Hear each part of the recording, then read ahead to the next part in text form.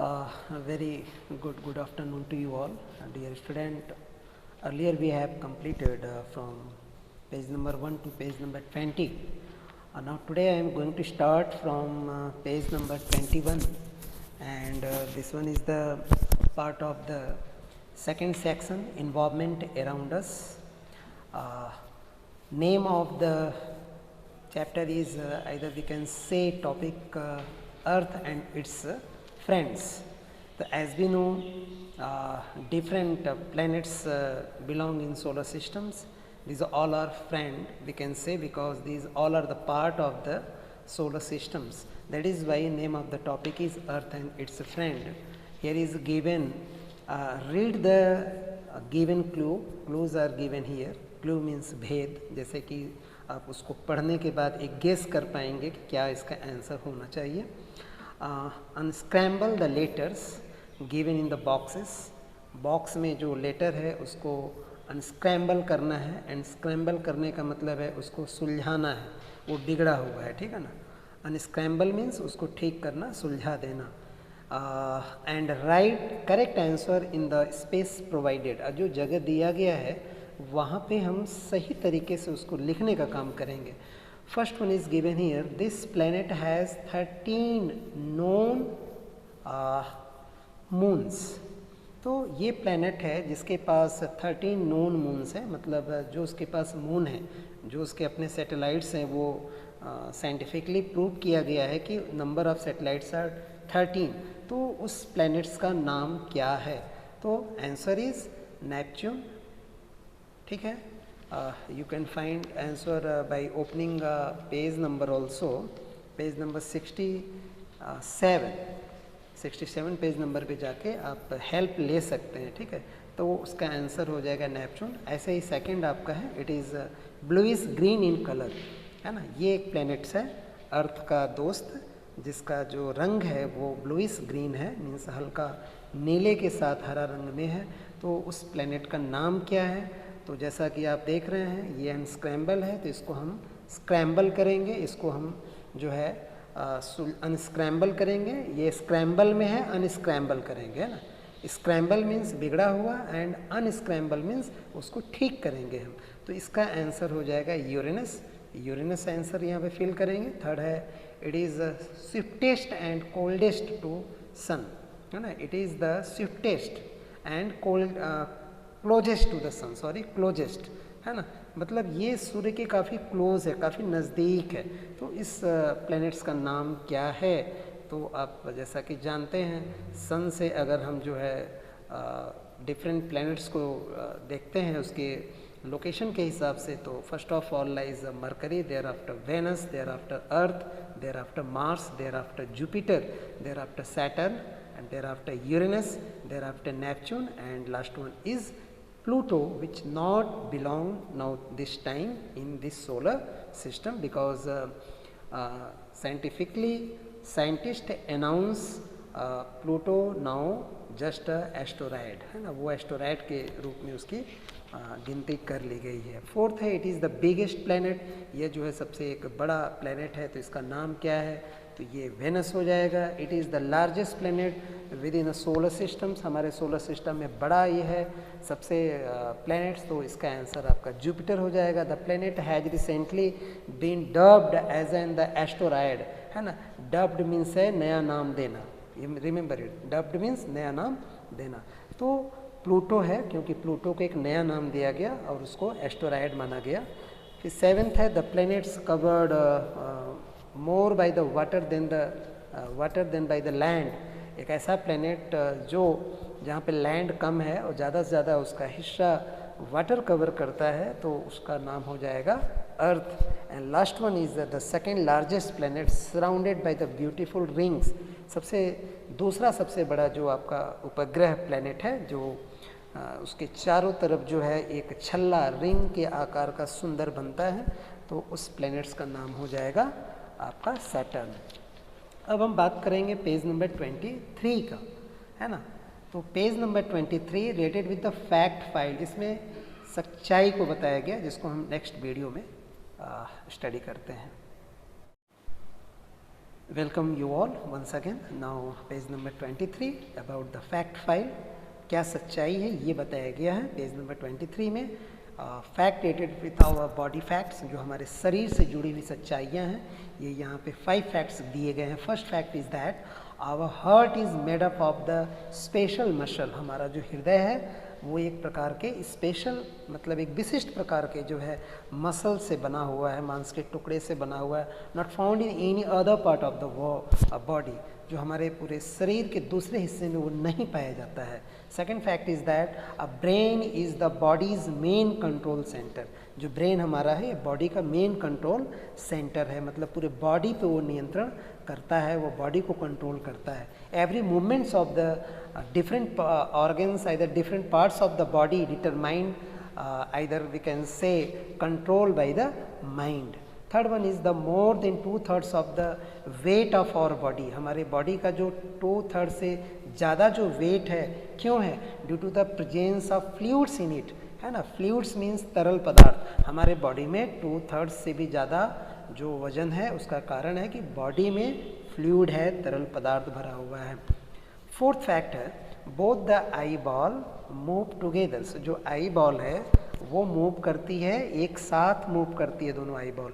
They are always in the motion. जो eye ball होती है पुतली हमारी आँख की, वो हमेशा मोशन मतलब गति में होती है. इवन ड्यूरिंग द स्लीप, जब हम सो रहे होते हैं तब भी ऐसा होता है. लास्ट फैक्ट है बॉडी फैक्ट्स में, human nose acts as an air conditioner. जो हमारी नोज़ है वो एयर कंडीशनर के रूप में काम करती है. मीन्स आप कह सकते हैं कि वो गर्म हवाओं को बाहर निकालती है, ठंडी हवाओं को अंदर करती है. Exhale and inhale process done with the help of our nose. And air purifier for our bodies. It means the bad airs which belong inside our bodies exhaled with the help of nose, and the pure and good qualities air again inhaled by our nose in our bodies. तो ये तो facts हो गया आपके body से related. अब body signals के बारे में बात हो रही है. बॉडी सिग्नल्स में 4 बातें बताई गई हैं, यहाँ पे थोड़ा सा हम केयर करेंगे. फर्स्ट फैक्ट है the nutritional level of our body comes down when we feel hungry. When we feel hungry, जब हम भूखा महसूस करते हैं तो द न्यूट्रिशनल लेवल मतलब जो पोषण संबंधी स्तर है, जो पोषक तत्वों की ज़रूरत है, तो nutritional level of our body comes down, वो नीचे हो जाता है. न्यूट्रिशनल लेवल हमारे बॉडी में कब नीचे होता है? व्हेन वी फील हंग्री, जब हम भूखा महसूस करते हैं. But when we have something, when we feel hungry, thereafter when we have something, then our nutritional level again will increase, वो फिर बढ़ेगा. Second है sweat keeps the body cool and removes waste. जो sweat होता है, sweat means पसीना, तो sweat keeps the body cool, हमारे बॉडी को ठंडा रखने के लिए पसीने आते हैं. and removes waste, जो बॉडी में वेस्ट होता है, जो साल्टी चीज़ें होती हैं वो पसीने के माध्यम से बाहर निकलती हैं. वी फील थ्रस्टी, हम थ्रस्टी मीन्स प्यासा, तो हम थ्रस्टी महसूस करते हैं when the water balance in our body gets disturbed. जब हमारे बॉडी में जो वाटर का परसेंटेज है वो उसका बैलेंस बिगड़ जाए, मीन्स डिफिशियंसी हो जाए, कमी हो जाए, तो हमारे बॉडी में वाटर का बैलेंस बिगड़ जाएगा. तो ड्यू टू एनी एक्टिविटी, तो we feel thirsty. When we feel thirsty, when water balance in our body gets disturbed due to any activity. What activity is responsible for disturbing our water balance in our body? Like running, है ना. अगर आप दौड़ते हैं तो उस समय body का वाटर बैलेंस आपका ख़राब होता है और आपको प्यास लग जाती है. लास्ट आपका है ब्लिंकिंग हेल्प्स. ब्लिंकिंग मतलब पलक का झपकना, है ना. जो हमारी आँख की पलक है जो झपकती है उसको ब्लिंकिंग कहते हैं. The blinking helps the eyes to keep them clean and moist. अगर आँख में पलक अगर अप डाउन नहीं करेगी तो इससे हमारी आँख साफ़ नहीं होगी. तो ब्लिंक, आँखों का ब्लिंक करने से हमारी आँखें साफ़ होती हैं और हमारी आँखों में मॉइस्ट, मॉइस्ट मीन्स नमी, नमी का मतलब जो जल की मात्रा होती है वो बनी रहती है. फिर इसके बाद हम पेज नंबर 24 को नेक्स्ट वीडियो में डिस्कस करते हैं. Now dear student, next page we are going to cover page number 25 related to our ecology. Ecology means होता है पारिस्थितिकी. ठीक है। मीन्स जो भी चीज़ें नेचर में हैं ये हमारे इन्वॉल्वमेंट में जो इन्वॉल्वमेंट को जो बनाने में मदद करते हैं, इसको हम इकोलॉजी कहते हैं, पारिस्थितिकी कहते हैं। और एक दूसरे से कोरिलेट जब ये हो जाते हैं तो इसको हम बोलते हैं इकोसिस्टम। ठीक है। तो इकोलॉजी आप कह सकते हैं ecology is a branch of science in which we have study about the ecosystem. अब यहाँ पे देखिए increase destructions and degradations. Destructions means होता है विनाश करना, और डिग्रेडेशन मीन्स होता है deteriorate the quality of anything. किसी भी चीज़ की जो क्वालिटी है वो डिटीरियोरेट होती है, ख़राब होती है, तो उसको बोलते हैं डिग्रेडेशंस। ठीक है। जैसे सॉइल इरोजन एग्जाम्पल ऑफ डिग्रेडेशंस, क्योंकि पहले सॉइल फर्टाइल होती है, फिर सॉइल इरोजन हो जाता है, तो उसमें फर्टिलिटी लेवल घट जाता है। तो इंक्रीज डिस्ट्रक्शंस, विनाश जो बढ़ गया है, डिग्रेडेशन ऑफ फॉरेस्ट, जो जंगल जो हैं वो कट रहे हैं, कम हो रहे हैं, और and tree lands have disturb, जो ट्री लैंड्स है जहाँ पे जिस भूमि पे पेड़ होना चाहिए वो डिस्टर्ब कर दिया गया, उसको हमने तबाह कर दिया। द इकोलॉजी बैलेंस है ना।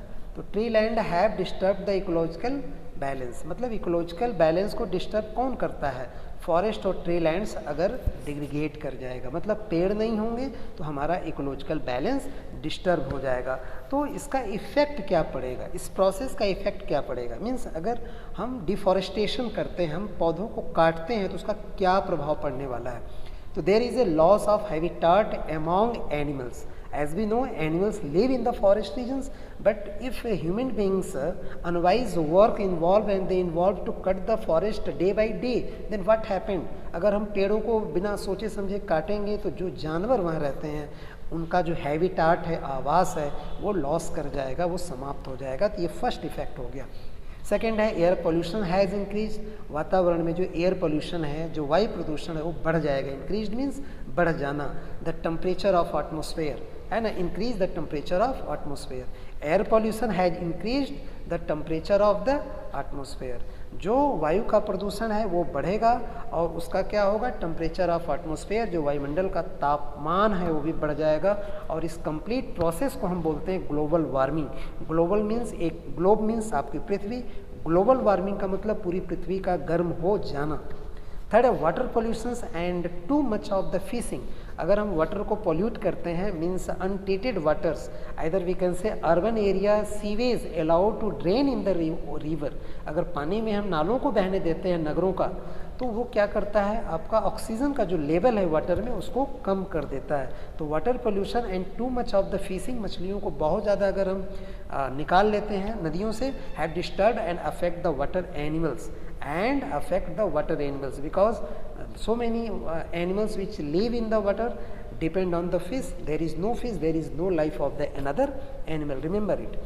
Last one is wild ass, मतलब एक जो wild ass है जो गुजरात में पाया जाता है, and गिर lion, और जो गुजरात में ही गिर जो है एक आपका नेशनल पार्क है, वहाँ के जो लायन है।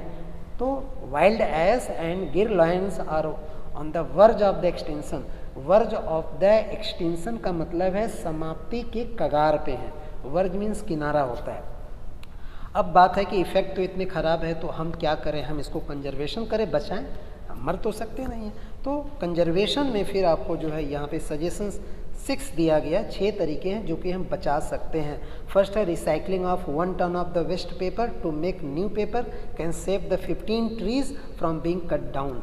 मीन्स अगर हम रिसाइकिल करते हैं 1 टन वेस्ट पेपर का, जो हम न्यूज़पेपर या कॉपी किताब जो भी होता है, अगर 1 टन उसका वेट है, तो उससे हम नए पेपर अगर बनाना चाहते हैं तो हम 15 पेड़ों को कटने से बचा सकते हैं। और अगर ऐसा नहीं करेंगे तो 15 पेड़ और कट जाएंगे।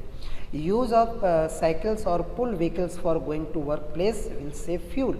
मतलब हम अगर वर्क प्लेस पे जा रहे हैं तो पुल व्हीकल का मतलब होता है कि कोई एक गाड़ी अगर जा रही है उसमें 2 लोग और बैठ सकते हैं, तो उनको बैठ करके ही जाना चाहिए। आइदर यूज़ साइकिल, जो कोई साइकिल आपका इको फ्रेंडली है, उसमें तेल का कंजम्पशन नहीं है, तो either we can use cycle for the shorter distance, either we follow the pool vehicle, ठीक है, for going to work place. ऐसा हम करेंगे तो by this act we can save the lot of amount of fuels.